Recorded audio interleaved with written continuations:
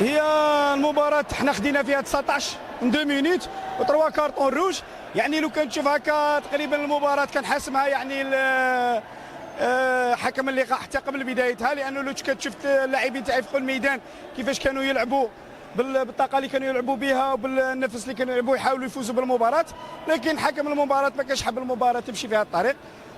نشكر اللاعبين تاعي، نشكر فريق واتسلي على المباراه اللي قدمها.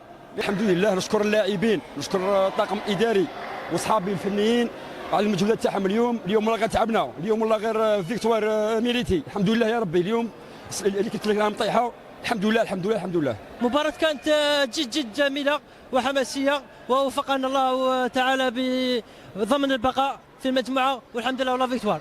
وبين فريق واتسلي لانهم هما راهم يلعبوا، راهم في منطقة تاع خطر تاع السقوط، وحنا تقريبا كنا نلعبوا الادوار الاولى، لكن في اخر المباريات ربي ما وفقناش، خسرنا مع الفرق القويه اللي راها في هذا القسم. لكن الشيء اللي قلته بلي من بعد ولاو لنا في النتيجه انحياز كبير تاع حكام، اللي انا راني لاعب راني في الميادين في اكثر من 20 سنه، عمري ما شفت انحياز كما هذا تاع تحكيم. الشيء اللي قالت له كره اليد الجزائريه والله لا يضر فريمون. هذا التحكيم تاع اليوم ما يشرفش كره اليد الجزائريه.